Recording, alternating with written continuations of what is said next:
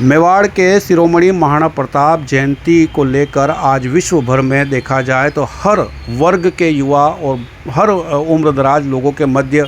बहुत ही ज़्यादा उत्साह है। लेकिन इसी उत्साह को लेकर आज कई समाजजन, कई व्यापारिक संगठन, शैक्षणिक संगठन, राजनीतिक संगठन के लोगों ने, पदाधिकारियों ने इस भव्य जो आज रैली निकाली गई है उसका उद्घाटन करने के लिए हर बाज़ार में हर अपने तरीके से स्वागत किया। कई लोगों ने यहाँ पर बड़े बड़े स्वागत द्वार लगाए और उसी स्वागत द्वार के तहत देखा जाए तो एक बड़ा हादसा होने की बात अभी सामने आई है बापू बाज़ार क्षेत्र में।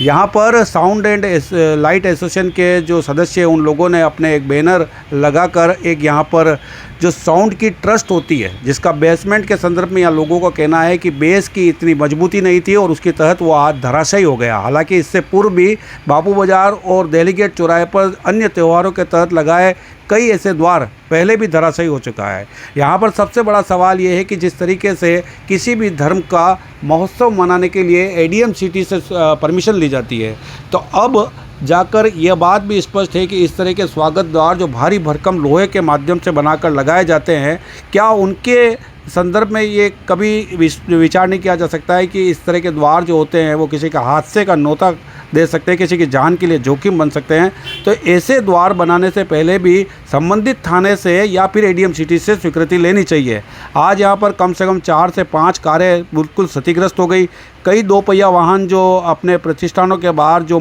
दुकान के मालिकों ने अपनी रख रखी थी वह बिल्कुल क्षतिग्रस्त हो गई। अब इतने वाहनों का नुकसान क्या वास्तविकता में अब ये सवाल बनता है कि इसकी भरपाई सरकार करेगी या संबंधित स्वागत द्वार लगाने वाला वो व्यापारी जिसने इस तरह की कोताही और लापरवाही बरतते हुए यहाँ पर स्वागत द्वार को खड़ा कर दिया। ये अपने आप में एक सवाल है जो खड़ा होता है।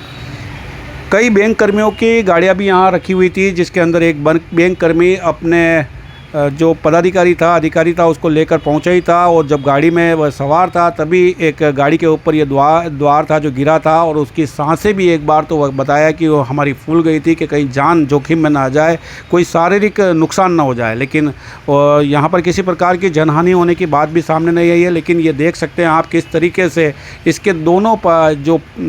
ज़मीन पर टिकने वाले पायदान थे वो आसमान में उड़ गए और पूरा स्वागत द्वार किस तरीके से कई लोगों की भीड़, यहाँ व्यापारियों की भीड़ एकत्रित हो गई। और यहाँ पर सबसे बड़ा सवाल ये बन रहा है कि पुलिस भी जो यहाँ पर पूरी स्वागत द्वार के यहाँ पर खड़ी है वे अब अपने अधिकारियों को